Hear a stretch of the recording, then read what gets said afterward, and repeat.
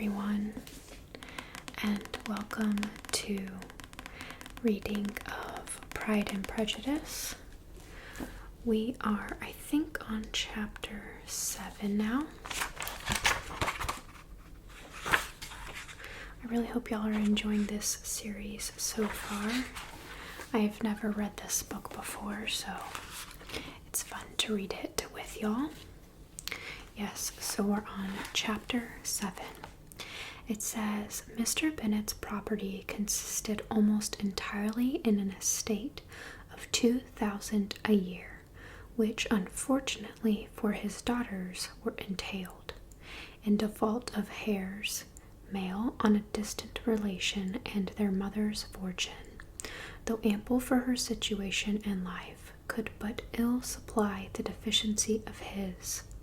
Her father had been an attorney in Meridian, and had left her £4,000. She had a sister married to a Mr. Phillips, who had been a clerk to their father and succeeded him in the business, and a brother settled in London in a respectable line of trade. The village of Longbourn was only 1 mile from Meridian, a most convenient distance for the young ladies, who were usually tempted thither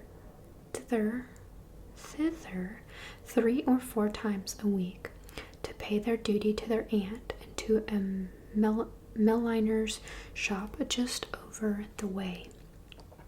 The 2 youngest of the family, Catherine and Lydia, were particularly frequent in these attentions. Their minds were more vacant than their sisters', and when nothing better offered, a walk to Meridian was necessary to amuse their morning hours and furnish conversation for the evening. And however bare of news the country in general might be, they always contrived to learn some from their aunt. At present, indeed, they were well supplied both with news and happiness by the recent arrival of a militia regiment in the neighborhood. It was to remain the whole winter, and Meridian was the headquarters. Their visits to Miss Phillips were now productive of the most interesting intelligence. Every day added something to their knowledge of the officers' names and connections.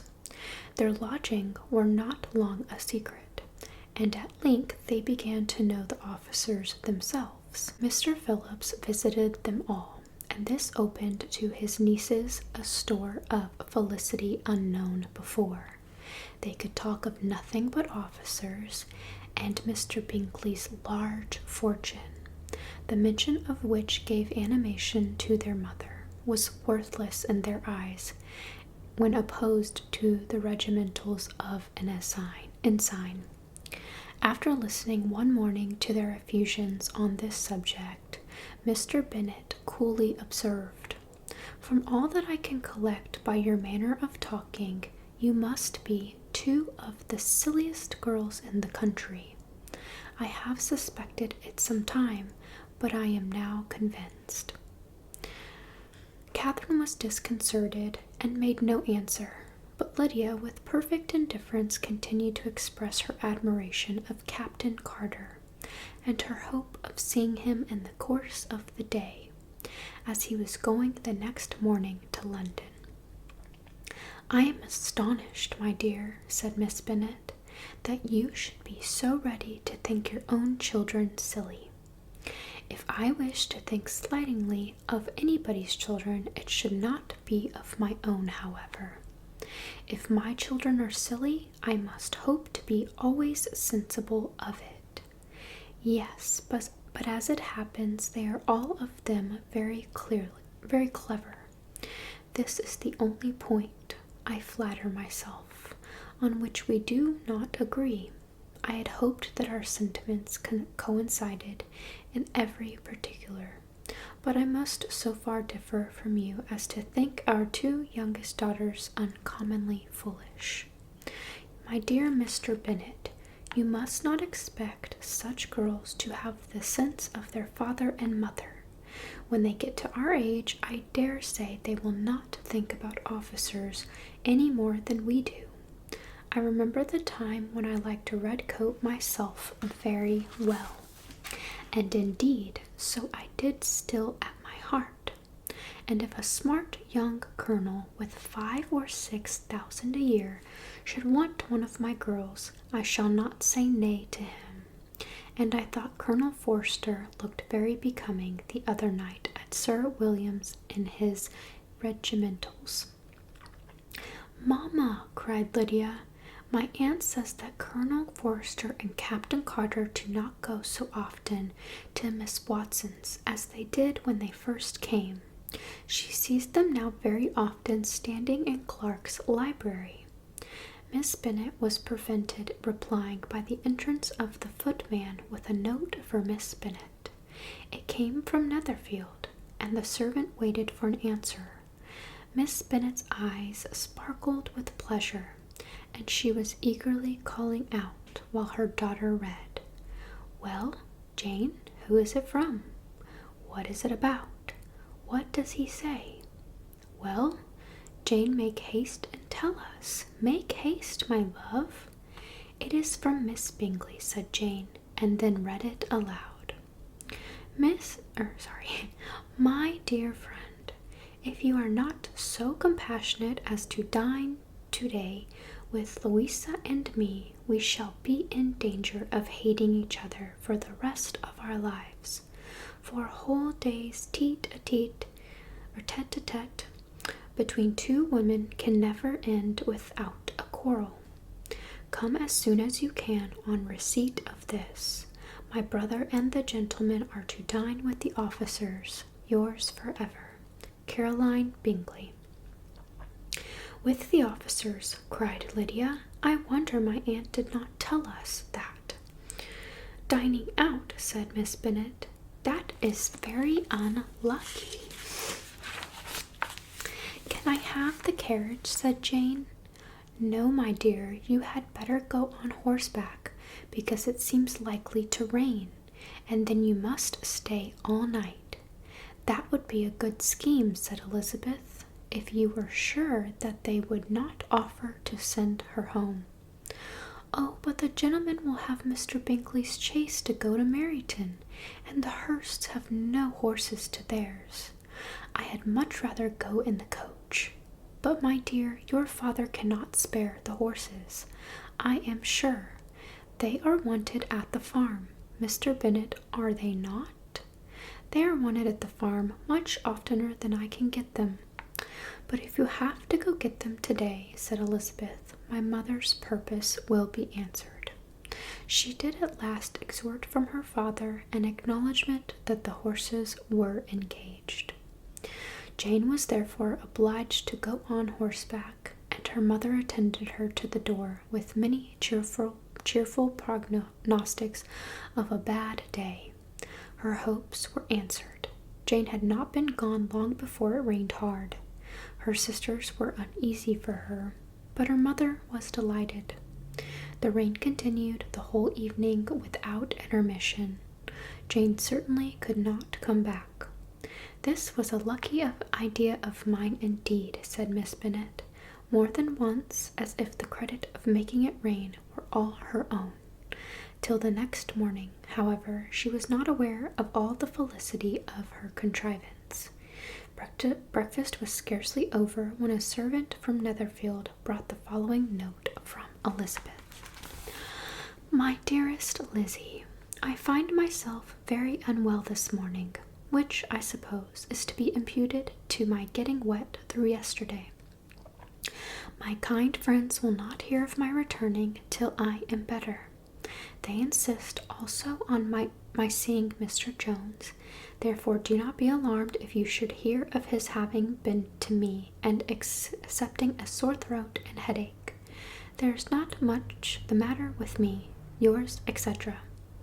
"Well, my dear," said Mr. Bennet, when Elizabeth had read the note aloud, "if your daughter should have a dangerous fit of illness, if she should die, it would be a comfort to know that it was all in pursuit of Mr. Bingley and under your orders." "Oh, I am not afraid of her dying. People do not die of little trifling colds. She will be taken good care of. As long as she stays there, it is all very well. I would go and see her if I could, but she has the carriage. I would go and see her if I could have the carriage. Elizabeth, feeling really anxious, was determined to go to her.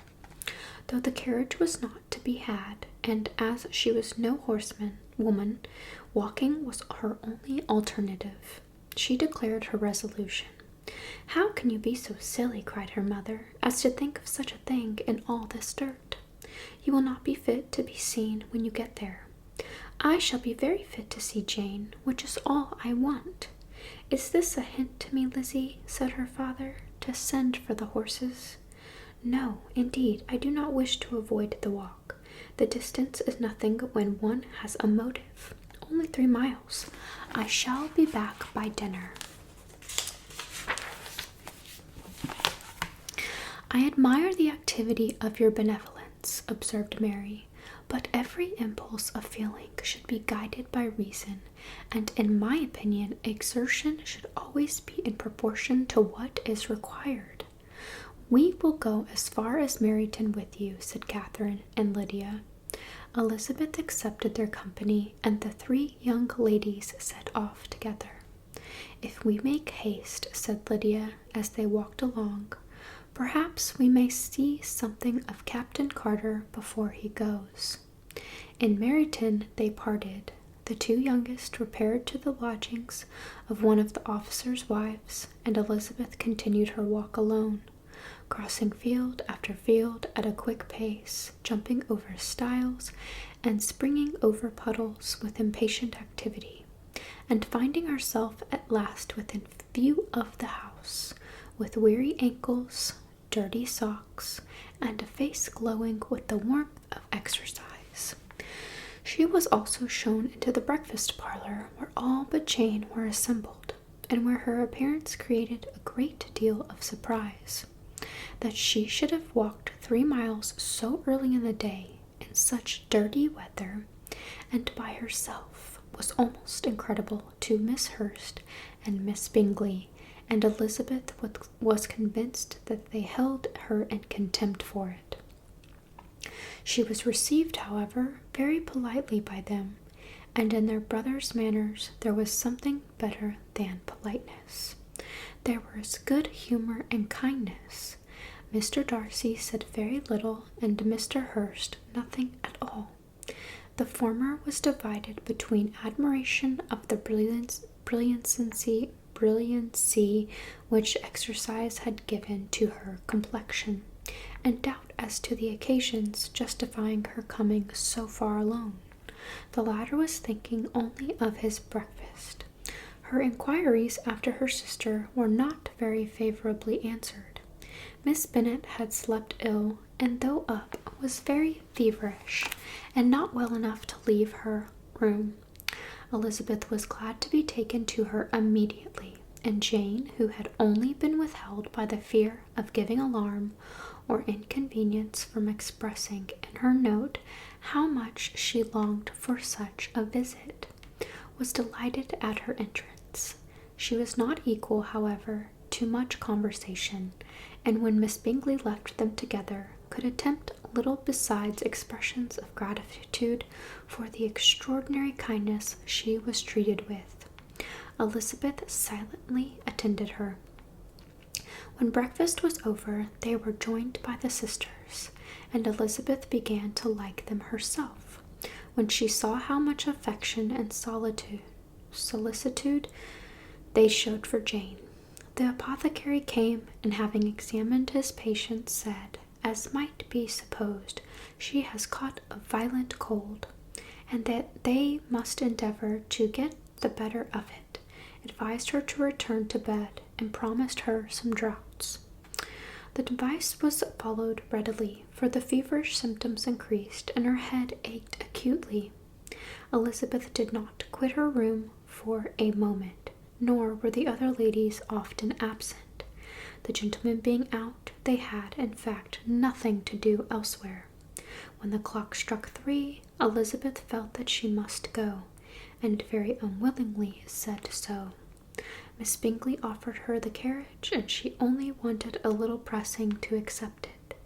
When Jane testified such concern in parting with her, that Miss Bingley was obliged to convert the offer of the chaise to an invitation to remain at Netherfield for the present, Elizabeth most thankfully consented, and a servant was dispatched to Longbourn to acquaint the family with her stay and bring back a supply of clothes. Chapter 8. At 5 o'clock the two ladies retired to dress, and at 6:30 Elizabeth was summoned to dinner. To the civil inquiries which then poured in, and amongst which she had the pleasure of distinguishing the much superior solicitude of Mr. Bingley's, she could not make a very favorable answer. Jane was by no means better.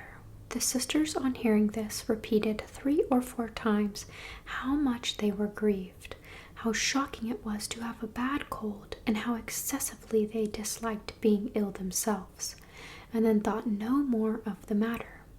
And their indifference towards Jane, when not immediately before them, restored Elizabeth to the enjoyment of all her former dislike. Their brother, indeed, was the only one of the party whom she could regard with any complacency. His anxiety for Jane was evident, and his attentions to herself most pleasing, and they prevented her feeling herself so much an intruder as she believed she was considered by the others.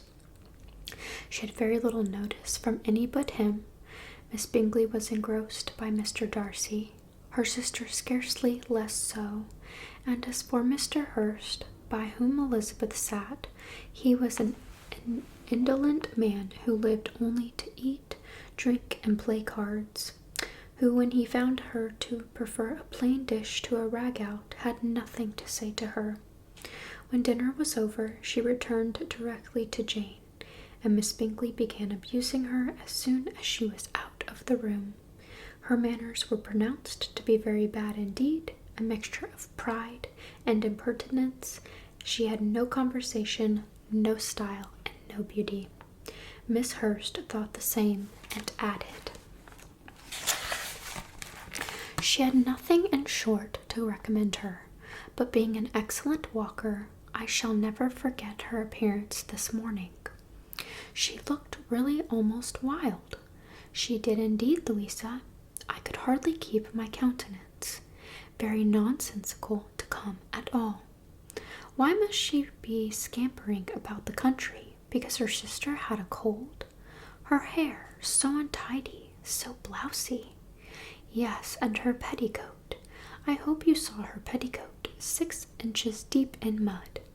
I am absolutely certain, and the crown which had been let down to hide it not doing its office. Your picture may be very exact, Louisa, said Bingley, but this was all lost upon me.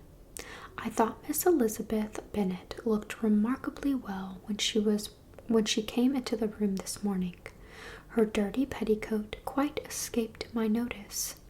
You observed it, Mr. Darcy, I am sure, said Miss Bingley, and I am inclined to think that you would not wish to see your sister make such an exhibition. Certainly not. To walk 3 miles, or 4, or 5, or whatever it is, above her ankles in dirt, and alone, quite alone. What could she mean by it? It seems to me to show an abominable sort of conceited independence, a most country town indifference to decorum. It shows an affection for her sister that is very pleasing, said Bingley. I am afraid, Mr. Darcy, observed Miss Bingley in a half-whisper, that this adventure has rather affected your admiration of her fine eyes. Not at all, he replied. They were brightened by the exercise. A short pause followed this speech, and Miss Hurst began again. I have an excessive regard for Miss Jane Bennet. She is really a sweet girl, and I wish with all my heart she were very settled. But with such a father and mother and such a low connection, I am afraid there is no chance of it. I think I have heard you say that their uncle is an attorney in Meridian. Yes, and they have another who lives somewhere near Cheapside. That is capital, added her sister, and they both laughed heartily. If they had uncles enough to fill all Cheapside, cried Bingley, it would not make them one jot less agreeable. But it must very materially lessen their chance of marrying men of any consideration in the world, replied Darcy. To this speech Bingley made no answer, but his sisters gave in their hearty assent, and indulged their mirth for some time at the expense of their dear friend's vulgar relations. With a renewal of tenderness, however, they returned to her room on leaving the dining parlour, and sat with her till summoned to coffee. She was still very poorly, and Elizabeth would not quit her at all till late in the evening, when she had the comfort of seeing her sleep, and when it seemed to her rather right than pleasant that she should go downstairs herself. On entering the drawing-room, she found the whole party at loo, and was immediately invited to join them. But, suspecting them to be playing high, she declined it, and making her sister the excuse, said she would amuse herself for the short time she could stay below with a book. Mr. Hurst looked at her with astonishment. "Do you prefer reading to cards?" said he. "That is rather singular." "Miss Elizabeth Bennet," said Miss Bingley, "despises cards. She is a great reader, and has no pleasure in anything else." "I deserve neither such praise nor such censure," cried Elizabeth. "I am not a great reader, and I have a pleasure in many things." "In nursing your sister, I am sure you have pleasure," said Bingley, "and I hope it will be soon increased by seeing her quite well." Elizabeth thanked him from her heart, and then walked towards the table where a few books were lying. He immediately offered to fetch her others, and all that his library afforded. "And I wish my collection were larger for your benefit and my own credit. But I am an idle fellow, and though I have not many, I have more than I have ever looked into." Elizabeth assured him that she could suit herself perfectly with those in the room. "I am astonished," said Miss Bingley, "that my father should have left so small a collection of books. What a delightful library you have at Pemberley, Mr. Darcy." "It ought to be good," he replied. "It has been the work of many generations. And then you have added so much to it yourself. You are always buying books. I cannot comprehend the neglect of a family library in such days as these." "Neglect? I am sure you neglect nothing that can add to the beauties of that noble place. Charles, when you build your house, I wish it may be half as delightful as Pemberley." "I wish it may. But I would really advise you to make your purchase in that neighborhood, and take Pemberley for a kind of model. There is not a finer country or county in England than Derbyshire. With all my heart I will buy Pemberley itself if Darcy will sell it." "I am talking of possibilities, Charles. Upon my word, Caroline, I should think it more possible to get Pemberley by purchase than by imitation." Elizabeth was so much caught with what passed as to leave her very little attention of her book, and soon laying it wholly aside, she drew near the card table and stationed herself between Mr. Bingley and his eldest sister to observe the game. "Is Miss Darcy much grown since the spring?" said Miss Bingley. "Will she be as tall as I am?" "I think she will. She is now about Miss Elizabeth Bennet's height, or rather taller. How I long to see her again. I never met with anybody who delighted me so much. Such a countenance, such manners, and so extremely accomplished for her age. Her performance on the pianoforte is exquisite." "It is amazing to me," said Miss Bingley, How long ladies can have patience to be so very accomplished at all they do, or all they are. All young ladies accomplished. My dear Charles, what do you mean? Yes, all of them, I think. They all paint tables, cover screens, and knit purses. I scarcely know anyone who cannot do all of this, and I am sure I never heard a young lady spoken of for the first time without being informed that she was very accomplished.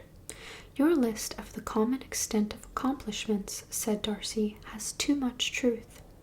The word is applied to many a woman who deserves it no otherwise than by netting a purse or covering a screen. But I am very far from agreeing with you in your estimation of ladies in general. I cannot boast of knowing more than half a dozen, in the whole range of my acquaintance, that are really accomplished. Nor I am sure, said Miss Bingley. Then, observed Elizabeth, you must comprehend a great deal in your idea of an accomplished woman. Yes, I do comprehend a great deal in it. Oh, certainly, cried his faithful assistant. No one can be really esteemed accomplished who does not greatly surpass what is usually met with. A woman must have a thorough knowledge of music, singing, drawing, dancing, and the modern languages to deserve the world, or to deserve the word. And besides all this, she must possess a certain something in her air, and manner of walking, the tone of her voice, her address and expressions, or the word will be but half deserved. All this she must possess, says Darcy, and to all this she must yet add something more substantial, in the improvement of her mind by extensive reading. I am no longer surprised at your knowing only 6 accomplished women. I rather wonder now at your knowing any. Are you so severe upon your own sex as to doubt the possibility of all of this? I never saw such a woman. I never saw such capacity and taste and application and elegance as you describe united.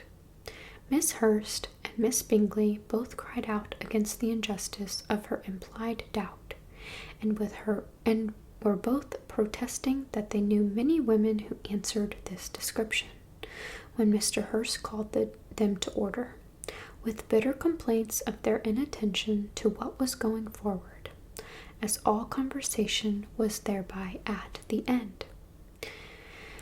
Elizabeth soon afterwards left the room. Elizabeth Bennet, said Miss Bingley, when the door was closed on her, is one of those young ladies who seek to recommend themselves to the other sex by undervaluing their own, and with many men, I dare say, it succeeds. But in my opinion, it is a paltry device, a very mean art.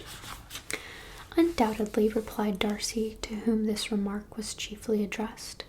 There is a meanness in all the arts which ladies sometimes condescend to employ for captivation. Whatever bears affinity to cunning is despicable. Miss Bingley was not so entirely satisfied with his reply as to continue the subject. Elizabeth joined them again, only to say that her sister was worse, and that she could not leave her. Bingley urged Mr. Jones being sent for immediately, while his sisters, convinced that no country advice could be of any service, recommended an express to town for one of the most eminent physicians. This she would not hear of, but she was not so unwilling to comply with their brother's proposal, and it was settled that Mr. Jones should be sent for the early morning. If Miss Bennet were not decidedly better, Bingley was quite uncomfortable. His sisters declared that they were miserable. They solaced their wretchedness, however, by duets after supper, while he could find no better relief to his feelings than by giving his housekeeper directions that every attention might be paid to the sick lady and her sister. Alright, we will do chapter 9 next time, but I really hope you enjoyed that, and I will see you in the next one. Bye.